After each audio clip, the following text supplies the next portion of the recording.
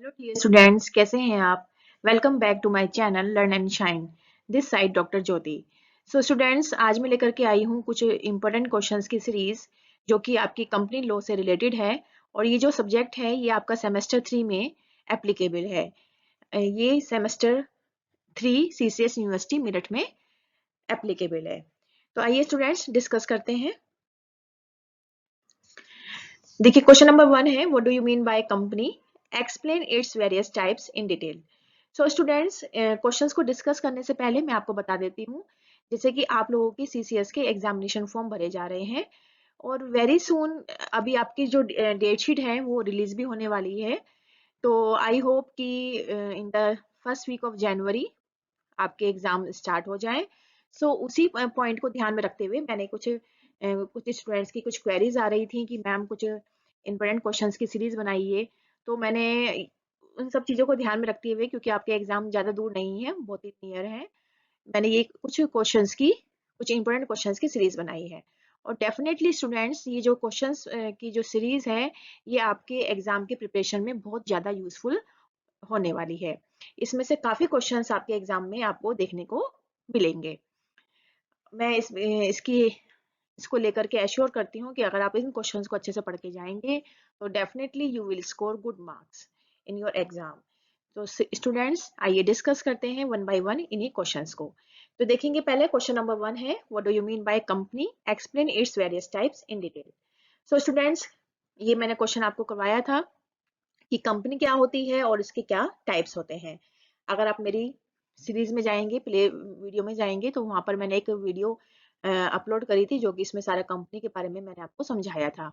तो company basically क्या होती है? It is a artificial person having a separate and legal entity, perpetual suggestion, common seal and registered under the companies act 2013। और companies की अगर हम टाइप्स की बात करें तो बहुत तरह की कंपनीज होती हैं। जैसे कि कंपनी को हम क्लासिफाई कर सकते हैं on the different different types के बेसिस पे। जैसे कि अगर हम लाइबिलिटी के बेसिस पे उसको क्लासिफाई करें तो लिमिटेड लाइबिलिटी और अनलिमिटेड लाइबिलिटी कंपनीज होती हैं। ठीक है, अगर हम उसको ओनरशिप के बेसिस पे हम उसको सेग्रेगेट करें तो पब्लिक और प्राइवेट कंपनीज होती हैं। तो स्टूडेंट्स, इस तरह से हमारी जो कंपनीज हैं उनको हम बहुत तरह से क्लासिफाई कर सकते हैं। सेकेंड क्वेश्चन है, right the short note on the following, differentiate between the public and private company. तो स्टूडेंट्स, अभी मैंने आपको बताया कंपनी बहुत तरह की होती हैं, कुछ पब्लिक होती हैं, कुछ प्राइवेट होती हैं। पब्लिक कंपनीज कौन सी होती हैं? जिसमें कि गवर्नमेंट अंडरटेकिंग्स होती हैं, जिसमें कि ओनरशिप और जो कंट्रोल होता है वो गवर्नमेंट का होता है। और प्राइवेट कंपनी क्या होती है? Which is owned and controlled by the private entrepreneurs. ठीक है, तो इन दोनों के बीच में आपको डिफरेंशिएट बताना है। ये तो मीनिंग हुआ इसका, लेकिन आपको इसमें कुछ डिफरेंशिएट मतलब कुछ पॉइंट्स लिखने पड़ेंगे कि पब्लिक कंपनी में क्या होता है और प्राइवेट कंपनी में क्या होता है। उसके बाद है B part, differentiate between memorandum of association and the articles of association. Very very important students, MOA और एओए में से तो क्वेश्चन जरूर पूछा ही जाता है हर साल। और इसमें कुछ भी क्वेश्चन पूछ सकते हैं, जैसे कि इसके कंटेंट भी आ सकते हैं या इसके डिफरेंशिएट भी आ सकता है इसमें। तो ये क्वेश्चन तो आप जरूर एग्जाम में करके जाइएगा। तो मेमोरेंडम क्या होता है? मेमोरेंडम स्टूडेंट्स, ये बेसिकली कंपनी का क्या होता है? एक चार्टर होता है। कंपनी के जितने भी रूल्स और रेगुलेशंस हैं, या आप ये कह सकते हैं कि कंपनी का जो स्कोप है, जिसमें कि कंपनी को उस बाउंड्रीज जो है जिसके अंदर कंपनी को रह करके काम करना है, तो वो हमारा मेमोरेंडम ऑफ एसोसिएशन कहलाता है।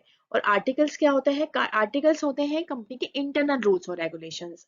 ठीक है, इंटरनल जैसे कि किसको हमें कंपनी के अंदर अपॉइंट करना है, कितनी सैलरी पे अपॉइंट करना है, कितने डायरेक्टर्स होने चाहिए, क्या शेयर कैपिटल होनी चाहिए, ठीक है, रेमुनरेशन क्या होना चाहिए। तो ये सभी हमारा आर्टिकल्स ऑफ एसोसिएशन के अंदर आएगा। तो स्टूडेंट्स, इस क्वेश्चन को आप अच्छे से करके जाइएगा। नेक्स्ट है doctrine of constructive notice. Doctrine of constructive notice क्या होता है स्टूडेंट्स? जैसे कि ये कंपनी को आउटसाइडर्स से क्या करता है? प्रोटेक्ट करता है।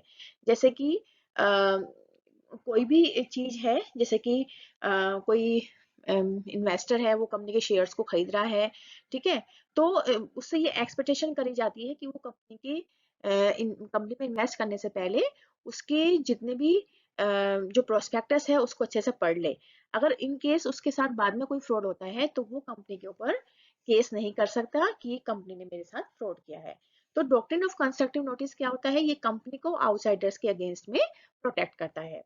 डॉक्ट्रिन ऑफ इंडोर मैनेजमेंट, अब इसमें क्या होता है, डॉक्ट्रिन ऑफ इंडोर मैनेजमेंट में ये इसके बिल्कुल अपोजिट होता है, ये आउटसाइडर्स को कंपनी के अगेंस्ट में प्रोटेक्ट करता है।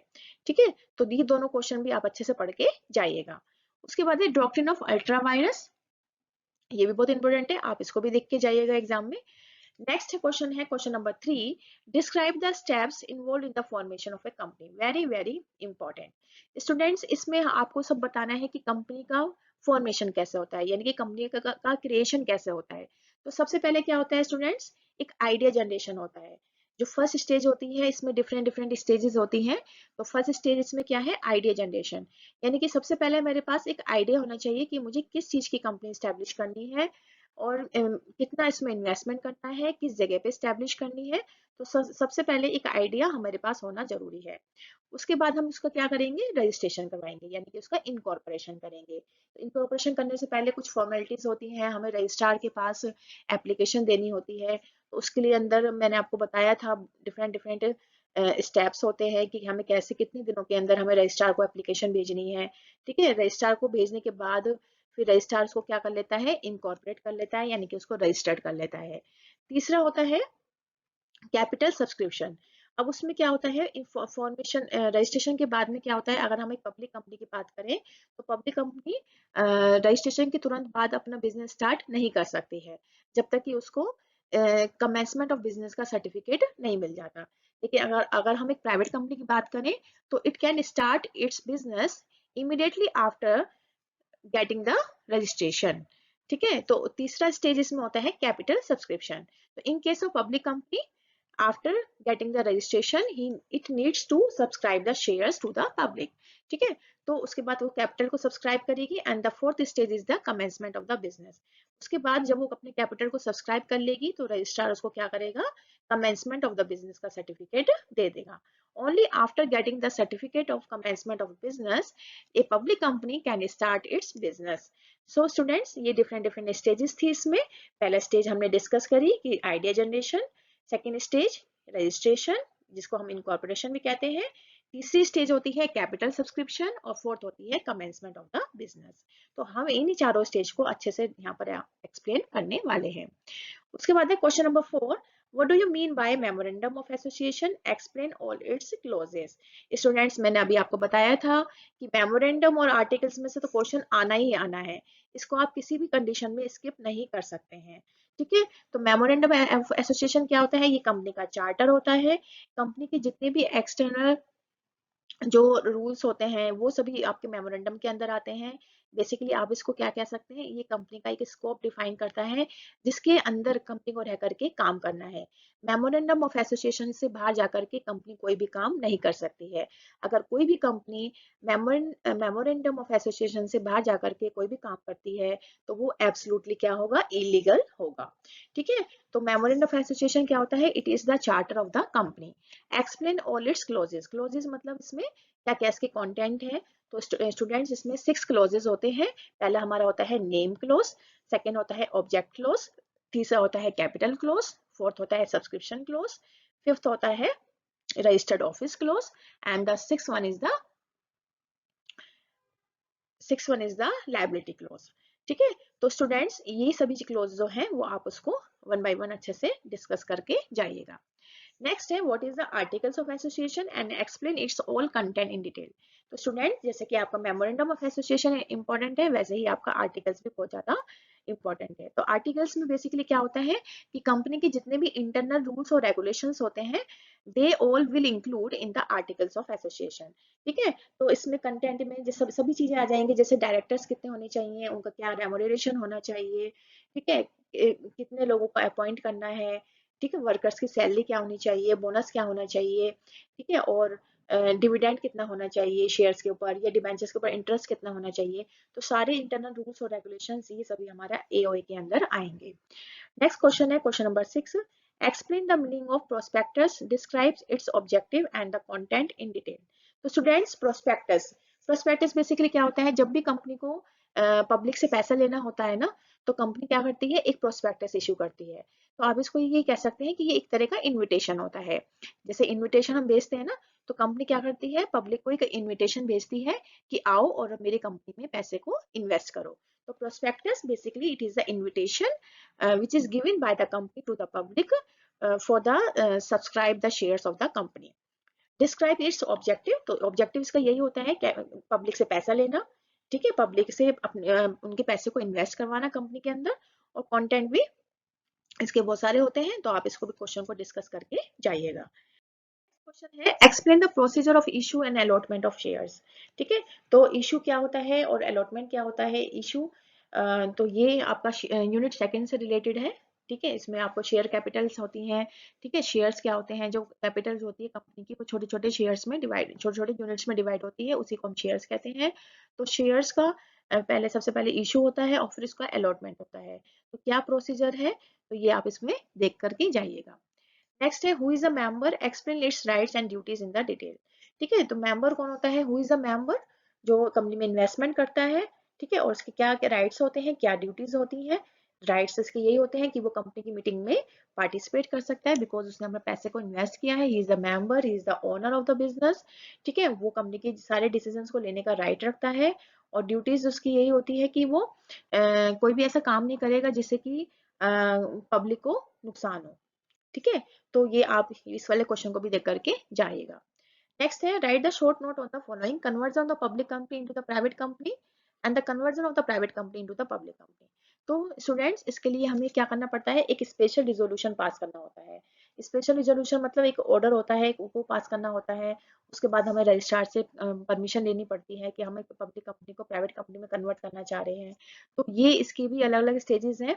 ये मैंने आपको ऑलरेडी एक वीडियो के अंदर डिस्कस करा है इस टॉपिक को। तो आप चाहें तो वहां पर प्लेलिस्ट में जाकर के इसको देख सकते हैं। नेक्स्ट है differentiate between the mortgage and charges. ये भी क्वेश्चन मैंने डिस्कस किया हुआ है। तो मॉर्गेज एंड चार्ज क्या होता है, मॉर्गेज मतलब कि किसी कोई चीज को गिरवी रखना। ठीक है, तो हम जैसे हमें कोई सामान मॉर्गेज कर रख करके और पैसा उसके बदले में ले सकते हैं। ठीक है, तो जब तक वो हमारा सामान तब तक वहां पर रखा रहेगा जब तक कि हम उसके पैसे को वापस नहीं कर देते हैं। ठीक है, तो differentiate between the shares and debentures. Shares and debentures you know very well. Shares क्या होते हैं, डिबेंचर्स क्या होते हैं। शेयर्स हमारे क्या होते हैं, जब कंपनी की कैपिटल को हम छोटे छोटे यूनिट्स में डिवाइड कर देते हैं तो वो हमारे शेयर्स कहलाते हैं। और डिबेंचर्स क्या होता है, एक तरह का लोन होता है। ठीक है, जब भी कंपनी जब कोई पर्सन कंपनी में इन्वेस्ट करता है तो वो शेयर होल्डर कहलाता है। और जब वो कंपनी को पैसा उधार देता है, यानी कि वो कंपनी के डिबेंचर्स खरीदता है, तो वो डिबेंचर होल्डर कहलाता है। ठीक है, शेयर्स पे हमें डिविडेंड मिलता है और डिबेंचर्स पे हमें इंटरेस्ट मिलता है। शेयर्स हमारे क्या होते हैं, शेयर होल्डर हमारे ओनर्स कहलाते हैं और डिबेंचर होल्डर्स हमारे ओनर्स नहीं होते हैं। ठीक है, these are the creditors of the company, क्योंकि उन्होंने कंपनी में इन्वेस्टमेंट इन्वेस्ट नहीं किया है बल्कि कंपनी को उधार दिया है। ठीक है, तो ये हमारी लायबिलिटी होती है। उसके बाद है differentiate between the transfer and transmission of shares. Transfer हम जब किसी को ट्रांसफर कर देते हैं तो वो अपनी अपनी इच्छा से ट्रांसफर करते हैं, तो वो हमारा ट्रांसफर कहलाता है। ट्रांसमिशन क्या होता है, जब एक की डेथ हो जाती है और उसकी डेथ होने के बाद उसके जो शेयर्स हैं वो ऑटोमेटिकली उसके जो उसका जो वारिस है, जिसको हम बोलते हैं उसका जो मतलब वारिस मतलब जैसे उसकी वाइफ हो गया, उसका बेटा हो गया, उसके नाम ऑटोमेटिकली ट्रांसफर हो जाते हैं, वो हमारा ट्रांसमिशन कहलाता है। वो हमारी मर्जी से नहीं होता है, ट्रांसमिशन ट्रांसफर हमारी मर्जी से होता है। So who is the direct, next question है who is the director and explain its rights and duties। Director, very very important question. Director कौन होता है, डायरेक्टर हमारे बहुत तरह के डायरेक्टर होते हैं। डायरेक्टर जो मतलब कंपनी को डायरेक्ट करता है, कंपनी को कंट्रोल करता है। ठीक है, डायरेक्टिंग करता है, उसके कंट्रोल करता है, वो हमारा डायरेक्टर कहलाता है। बहुत तरह के डायरेक्टर होते हैं, whole time director, part time director, managing director. ठीक है, सो एग्जीक्यूटिव डायरेक्टर्स, तो बहुत तरह के हमारे डायरेक्टर्स होते हैं। तो उनके क्या क्या राइट्स होते हैं, क्या ड्यूटीज होती हैं, ये भी आप डिस्कस कर लीजिएगा। ये भी क्वेश्चन आप बहुत एग्जाम में इंपॉर्टेंट है, इसको अच्छे से पढ़ के जाइएगा। नेक्स्ट क्वेश्चन है question number 11, explain the appointment and removal of the director in detail. अब डायरेक्टर का जो होते हैं उनका कैसे तो अपॉइंटमेंट होता है और उनको हम कैसे उनको हम वहां से रिमूव कर सकते हैं, रिमूवल कर सकते हैं। तो ये भी आप क्वेश्चन देख लीजिएगा। नेक्स्ट है question number 12, what is the meetings and explain its all type. Very very important. Student, meetings क्या होती है, basically when two or more persons come together and they discuss any idea, any thought. ठीक है, तो वो हमारी meetings कहलाती हैं। और मीटिंग्स हमारी बहुत तरह की मीटिंग्स होती हैं, जैसे कि स्टैट्यूटरी मीटिंग्स होती हैं, एनुअल जनरल मीटिंग होती हैं, ठीक है। और हम हमारी जो होती हैं बहुत तरह की मीटिंग हो, स्टैट्यूटरी मीटिंग्स और annual general meetings, extra ordinary meetings, board of directors meetings, ठीक है। बहुत तरह की मीटिंग्स होती हैं, तो आप इनको अच्छे से देख करके जाइएगा। नेक्स्ट क्वेश्चन है question number 13, explain the procedure of winding up of the company in detail. Winding up, very very important questions students, इसको आप बिल्कुल भी स्किप मत करिएगा एग्जाम में। ये जो मैं सारे क्वेश्चंस बता रही हूँ ना आपको स्टूडेंट्स, ये सारे क्वेश्चंस आपके एग्जाम के लिए बहुत ही ज्यादा रेलिवेंट हैं और बहुत ही ज्यादा इंपॉर्टेंट है। तो मैं आपसे ये रिक्वेस्ट करती हूँ कि इसमें से कोई भी क्वेश्चन को आप स्किप करके मत जाइएगा, इन क्वेश्चन को आप अच्छे से पढ़ के जाना, तो डेफिनेटली आपके मार्क्स भी अच्छे आएंगे और आपकी तैयारी भी अच्छे से हो जाएगी। तो क्वेश्चन नंबर 13 जो है, explain the procedure of winding up of the company. तो इसमें आपको कंपनी का वाइंडिंग अप कैसा होता है, यानी कि कंपनी का क्लोज कैसे होती है, तो उसका प्रोसीजर आपको पूरी तरह से डिफाइन करना है, ठीक है। ये भी आपका इंपॉर्टेंट क्वेश्चन है।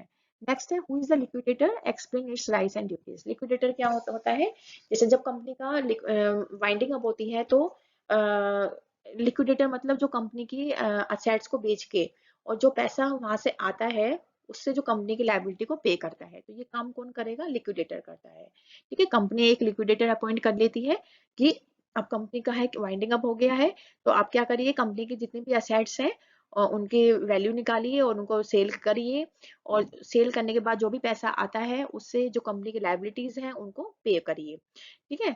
तो उसकी अपने लिक्विडेटर जो हैं वो उनकी कुछ राइट्स भी होते हैं, कुछ ड्यूटीज भी होती हैं, वो आप देख लीजिएगा कि क्या क्या राइट्स और ड्यूटीज है, और ये भी क्वेश्चन आपका एग्जाम के लिए इंपॉर्टेंट है। सो स्टूडेंट्स, आज मैंने आपको ये 14 क्वेश्चंस की सीरीज डिस्कस करी है जो कि आपके पूरे सिलेबस में से है, ठीक है। ऐसा नहीं है कि ये यूनिट 1 में से है या यूनिट 2 में से है, ये आपके पूरे सिलेबस को ध्यान में रख करके ये कुछ इंपॉर्टेंट क्वेश्चंस की सीरीज बनाई गई है।